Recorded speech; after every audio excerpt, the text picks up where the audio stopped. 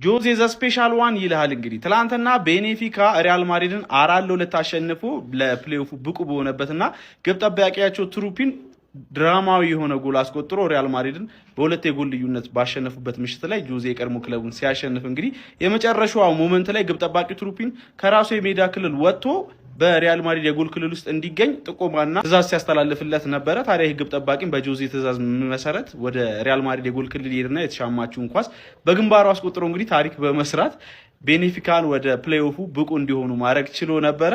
ጆዜም እንግዲህ ከዚህ ግብ ጠባቂ ጎል በኋላ በጣም ደስተኛ ሆኖ ሰለብሬት ሲያደርግ እንደ እብድ ሰለብሬት ሲያደርግ ተመልክተነው ነበር። ይሄን የጆዜ ሪአክሽን በጣም ነው መናፍቀው። ረጅም ጊዜ ሆነኝ ይመስለኛል ላይ ሲደሰት ከተመለከትኩት ማለት ነው። ከጨዋታው መጠናቀቅ በኋላ ግን አሁንም ለሪያል ማድሪድ በጣም ጥሩ የሚባል ስሜት እንዳለው አስመልክቶ ነበረ። ሪያል ማድሪድ አሁን ላይም ቢሆን የአውሮፓ ቻምፒዮንስ ሊጉን የማንሳት አቅም አለው ሲልም ተናግሮ ነበረ። ለማንኛውም እናንተ ስለ ጆዜ ምን ትላላችሁ? ሀሳባችሁን ኮመንት ሴክሽን ላይ አካፍሉኝ። የፕላስ ምልክቱን መጫ እንዳትረሱ። አዝናኝ የነበረው የአዲሱ የቼልሲ ወጣቱ አለቃ ሊያም ሮሰኒየር ተግባር ትናንትና ቼልሲ በጣም አስደናቂ በሆነ ጨዋታ ከሜዳ ውጪ ዲያጎ ስታዲዮ አርማንዶ ማራዶና ድረስ በመጓዝ ናፖሊን 3-2 በማሸነፍ ወደ 16ቱ ዙር በቀጥታ ማለፍ ከቻሉ 8 ቡድኖች መካከል ራሱን ማድረግ ከቻለበት ጨዋታ ላይ 3 ጎሎችን ቼልሲ ሲያስቆጥር 2ቱን ጎሎች በሱ ማስመዝገብ የቻለው አጥቂው ጃኦ ፔድሮ ከጨዋታው መጠናቀቅ በኋላ ፖስት ማች ኢንተርቪው በሚደረግበት ሰዓት ላይ እንግዲህ የቼልሲው አለቃ ሊያም ሮሰኒየር ወጣት ነው ከጃኦ ፔድሮ ጀርባ በመሆን እንግዲህ ፈገግ ሲልና እሱንም ሲያስቀው ተስተውሎ ነበረ። ያው ከቡድኑ ጋር ያለው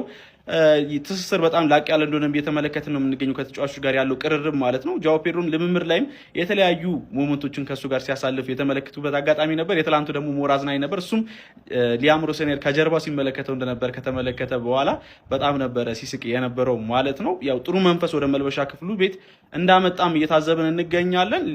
ጃኦ ፔድሮ ግን ትላንትና የሚገራርሙ ጎሎችን ነበር ማስቆጠር የቻለው። ለመጀመሪያ ጊዜ ማን ኦፍ ዘ ማች አዋርድ ማሸነፉም እንዳስደሰተው ተናግሮ ነበረ። ለማንኛውም ስለዚህ ሞመንት ምን ትላላችሁ? ሊያም ሮሰኒየርስ በቼልሲ ቤት መጥቶ እያስመዘገበ ስለሚገኘው ውጤት ምን ትላላችሁ? ሀሳባችሁን አካፍሉኝ። የፕላስ ምልክቱን መጫ እንዳትረሱ። ትላንትና ይሄንን ጨዋታ ካላያችሁት ማለት ነው ተበድላችኋል ነው የምላችሁ። ስለ ግራኔ የገባኝ እኔ ስለ ቤኔፊካ 3-2 እየመራ ይቀጠቅጣል ማለት ነው። እኔ ግራ ገባኝ። ምንድን ነው ይሄ ነገር? ማድሪድ ምን ሆኖ ነው? ቤኔፊካ ጭራሽ 4ኛ ሊደግም ምናምን ስል በረኛው ወጣ ሊሻማ መጨረሻ ደቂቃ ላይ ቅጣት ይሰጣቸዋል ለቤኔፊካ። ሊሻማ ወጣ 3-2 እየመሩ ሚኒ ያልኩት ማለት ነው።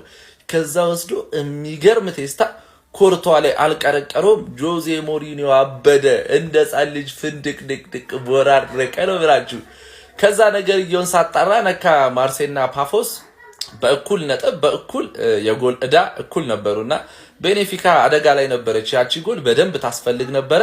የሚገርም ጎል ገብታችሁ ሰርች አድርጋችሁ ከስር እዩት ማለት ነው። የቤኔፊካ ሃይላይቱንም እዩት ካላያችሁትና የሚገርም ጎል አግብቶ በበረኛ ጎል ወደ ጥሎ ማለፍ በጣም ነው ደስ የሚለው ማለት ነው። እንግዲህ ቤኔፊካ የመጨረሻ ስንተኛ ነው ብቻ ከጥሎ ማለፉ የመጨረሻ ደረጃ ይዞ ነው የጨረሰው ማለት ነው። ሪያል ማድሪድም ጥሎ ማለፍ ውስጥ ተቀላቀለ። ኧረ በስመ አብ ብቻ በጣም የሚገርም ምሽት ነበረ። ኮፒ ሊንክ ሪፖስት ሼር መቻችሁ። ጁሊያን አልቫሬዝ ይላል ሀቢቢ አንድሬ ቤርታ ምንድነው በክለባችን ቤት ልሰራ ያቀርከው ነው ዋናው ነገር እዚህ ጋር። እስኪ ቪዲዮውን በደንብ ኮፒ ሊንክ አድርጉት ለሰፊ አርሰናል ደጋፊ ድረስ እና ምንድነው አጃኢበቱ እየተወራ ያለው ከታማኝ ምንጮቻችን የሚለውን እንመልከተው። እንግዲህ ክለባችን አርሰናል በክረምቱ ማለት ነው አጥቂ መስመሩን ለማጠናከር ያው ተጫዋች ማስፈረም እንደሚፈልግ ያው ከዚህ በፊት መረጃዎችም እየወጡ ነበር። እንግዲህ ዛሬ ዴቪድ ኦርኔስተን ይዞት በወጣው ማለት ነው ጁሊያን አልቫሬዝ አርሰናል ክረምቱን ለማስፈረም ከሚፈልጋቸው ተጫዋቾች እንግዲህ ሾርት ሊስት ውስጥ እንዳለ ዘገባውን ይዞ ወጥቷል። ያ የሚሆነው ግን ምንድነው ከክለባችን ቤት ተጫዋች የሚለቅ ከሆነ ነው የሚባለው እዚህ ጋር ማለት ነው። እስኪ እንመልከተው። ጋብሪኤል ጀሰስ ይላል እዚህ ጋር ደግሞ ማለት ነው። እንግዲህ ትናንትና ነው ሜል ስፖርት ይዞት የወጣው መረጃው ማለት ነው። እንግዲህ ክለባችን አርሰናል ጋብሪኤል ጀሱስ ከክለባችን ቤት እንዲወጣ ያው ፍላጎት እንዳላቸው አምና ጀምሮ ይወራል። ያው ባለፈው ደግሞ አይሆን ምናምን የሚባል ነገር አለ። ግን ይወጡ ባለው አሁን ይሄ ዴይሊ ሜል ይዞት የወጣው ኢሳንካ ነው ይዞት የወጣው መረጃው። እንግዲህ በልጁ ላይ ፓልሜራስም አለ ላስት ይር ጀምሮ የሚነሳ ማለት የፕሪሚየር ሊግ ክለቦችም ይፈልጉታል። ግን ጀለስ አርሰናል ቤት መቆየት ይፈልጋል። በዚህ ጥር የዝውውር መስኮት ባይለቅ እንኳን ማለት ነው በክረምቱ የመልቀቁ ጉዳይ ምንም የሚያጠራጥር አይደለም። እና እንዴት ነው አልገጠመም? አሁን ማወራወሪ አልገጠመም ወይ ነው? እና ያው ፖዚቲቭ ነገር አርሰናል ስፔሻሊ ዋንጫ የሚያነሳ ከሆነ በዚህ ሲዝን ያው እንደምታውቁት ደግሞ አንድሬ ቤርታ እዛው አካባቢ ነው ከአትሌቲኮ ላይ የመጣው ሁሊያን አልቫሬዝን ጨምሮ ሌላም ተጫዋች ማምጣት እድል ይኖረናል ማለት ነው። እና ይሄ አሁን ያነሳውላችሁ ወሬ ተራ አሉባልታ አይደለም፣ ሩመር አይደለም። ዴቪድ ኦርኔስት ነው የዘገበው። ሀቢቢ እና እየተመቻችሁ አይደለም ወይ ነው ህይወት እንዴት ነው? ኧረ በዓል ይመቻችሁ።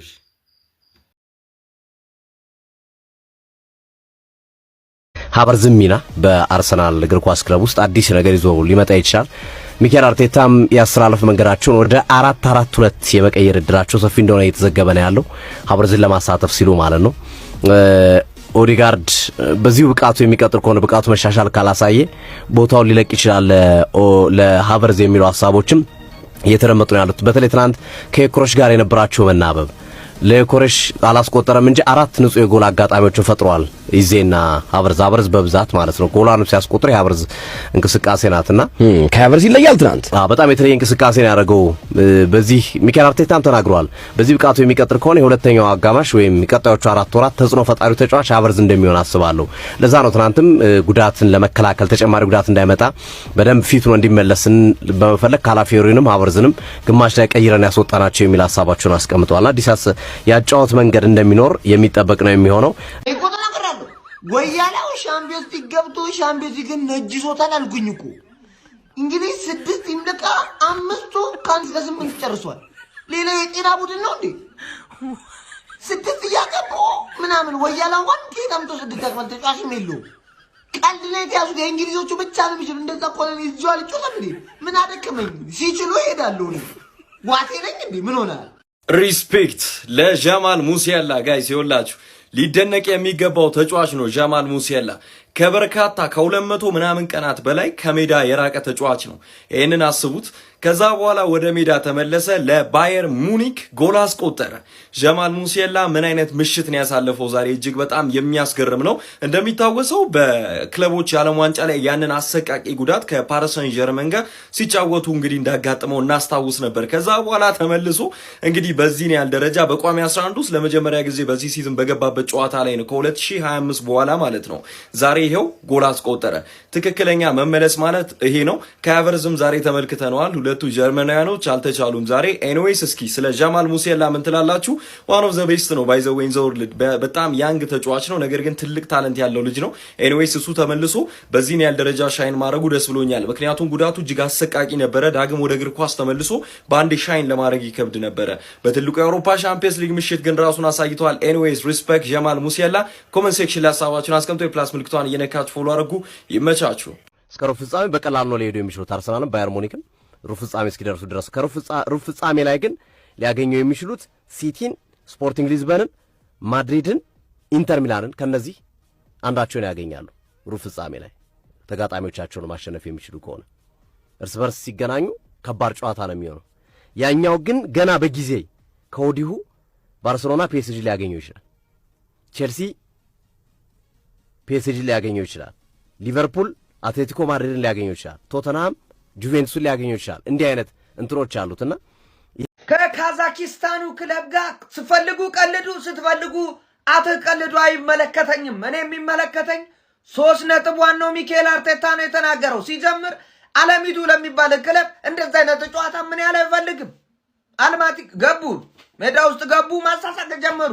ይህን ጨዋታ ያርሰናል ተጫዋቾች ራሳቸውን የሚፈትሹበት አቋማቸውን የሚያዩበትም ያደረጉ ተጫዋቾች አሉ። ቪክተር ዮኬሬሽ አስደናቂ ጎል ማስቆጠር ችሏል። ነገር ግን አለ እዚህ ጋር ነገር ግን አንተ ከጉዳት መጥቶ ተከልክሏል እኮ በሉት እንዴ ንገሩት። አንድ ተጫዋች ከጉዳት መጥቶ 3 ጌም 4 ጌም ምናምን እንደ ሙድ ገብቷል። አይ የጉዳቱ ሙድ ነው እንደዚህ ነው ምናምን ሊቀለድበትም ይገባል። በአንድ አንተ እንደዚህ አይነት አቨርት መች ነው እንደዚህ የጀመረው? ቆይ ምንድነው እየሰራ ያለው? ጤነኛ አይደለም እናንተ።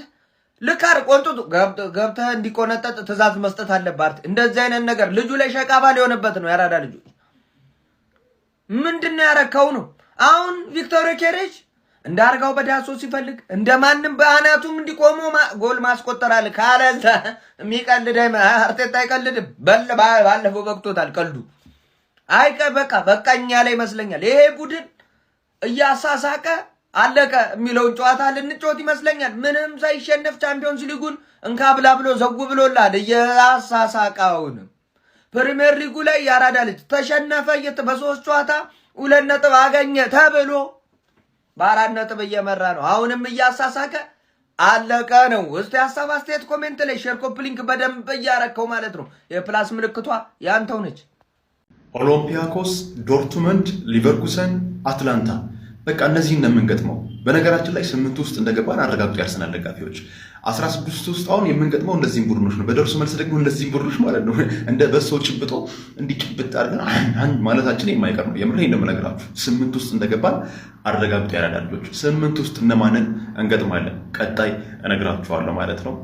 ቻምፒየንስ ሊግ ዘንድሮ ሊያምርበት ነው እንዴ? ሊያምርበት ይመስለኛል። ፎሎ እያደረጋችሁ የፕላስ ምልክቱን ቀዩን አጥፋና ቤተሰቡ ምን ትጠብቃለህ? ያራዳለች እኔም ፎሎ ካላደረግ ማንን ታደርጋለህ? ፊሳ ይመች። ከሃርቫርስ ፓስ ደጋግሞ ዮከሬስ እንደዚህ አይነት ኳሶችን ቢያገኝ ጎል ለማድረግ እንደሚችል መልስ ሰጥቷል። ፍቅር እንደዚህ አይነት በጣም ዳይሬክት ስሩ ፓሶች ፍቅር ኦዴጋርድ ደጋግሞ ማድረግ ያለባቸው ካገኘ እንደሚያገባ ባለፈው ያነሳ ነው። አጥቂውን ገዝተህ አጫወቱን ካልፈጠርክ እንደሚባለው አጫወቱ ይሄ ነው። በቃ የሃርቫርስ አይነት ፓስ ነው አጫወቱ። ዮከሬስ ትናንትና የነበረው ዳይሬክት እንደዛ ወደ ጎሉ ለዮከሬስ ስጠው ያገባል። ግራ ቀኝ አሻማለት በስነ ስርዓት ዳይሬክት። ይሄ 50-50 አይደለም። ፋት ውስጥ አርሰናል አሁን ሲቲንም ሊያገኝ ይችላል፣ ሪያል ማድሪድንም ሊያገኝ ይችላል፣ ኢንተር ሚላንንም ሊያገኝ ይችላል። እነዚህ ድል ያሉት አርሰናል የቀጣዩን ከአራቱ አንዱን ካሸነፈ ከአራቱ ቡድኖች ከሚደርሱት አንዱን ካሸነፈ ከዛ በኋላ በእርግጠኛነት ግን አርሰናልም ባየር ሙኒክም እስከ ግማሽ ፍጻሜ ድረስ ሁለቱ አርሰናልም ባየር ሙኒክም እስከ ግማሽ ፍጻሜ ድረስ ሊቨርፑልን ባርሴሎናን አያገኟቸው። ሊቨርፑልን፣ ባርሴሎናን፣ ቸልሲንና ቶተናምን አያገኙ ፒኤስጂን ጨምሮ ማለት የእንግሊዝ ክለቦች የመገናኘት እድላቸው ጠባብ ነው። በዛኛው ያሉት ናቸው ሊገናኙ የሚችሉ ብዙ ሜቢ ግማሽ ፍጻሜ ላይ ሲቲን ብቻ ነው ሊያገኙ። በዛኛው ያሉት ግን የመገናኘት እድላቸው ሰፊ ነው። በቀጣይ በቻምፒዮንስ ሊግ ጥሎ ማለፍ የምናስደብረው ቲም እንግዲህ ከነዚህ ከአራቱ አንደኛው ነው የሚሆነው። ያው ፈልገን አይደለም መስመራችን ላይ የሚገቡት ናቸውና ከነዚህ ውስጥ አንደኛው አብዮታዊ እርምጃ ይወሰድበታል። በሊቨርኩሰን፣ ኦሎምፒያኮስ፣ ቦሩሲያ ዶርትሙንድ ደን አትላንታ ነው እና አላህ ይሆናቸው ነው የምለው። ኖርማሊ አንደኛው ነው የሚደርሰን ከዚህ ውስጥ መስመራችን ላይ የተገኘ የትኛውም ቲም አብዮታዊ እርምጃ ይወሰድበታል። ብቻ እስኪ እናየዋለን፣ አጫይበቱን እናየዋለን ማን እንደሚደርሰን ማለት ነው። ባላንጣነት ወይም እንደ ጠላትነት ሳይሆን እንደ እግር ኳስ አፍቃሪ አርሰናል በዚህ ቶርናመንት ላይ ላደረገው ነገር ክሬዲት አለመስጠት፣ ክብር አለመስጠት ማለት ንፉግነት ነው። እውነት ለመናገር ንፉግነት ነው። አርሰናል ምንም አድርገው ያምጡ፣ ምንም አድርገው እዚህ ደረጃ ይድረሱ እጅግ ትልቅ ክብር ይገባቸዋል። ምክንያቱም እዚህ ቶርናመንት ላይ ትልልቅ የአውሮፓ ቲሞች የሚገኙበት ትልልቅ ከባባር ቲሞች ያሉበት ቶርናመንት ላይ ይሄን ያክል ነጥብ አስመዝግቦ ማለፍ ማለት ትልቅ ነገር ነው። እንደ አርሰናል ደጋፊ ደግሞ ማስበው ነገር አለ። አሁን አርቴታ ላይ የሆነ አይነት ስሜት አርሰናል ቤት እየተፈጠረ ነው ያለው። እውነት ለመናገር ይሄ ጤናማ አስተሳሰብ ነው ብዬ አላስብም። ጤናማ የሆነ አስተሳሰብ አይደለም።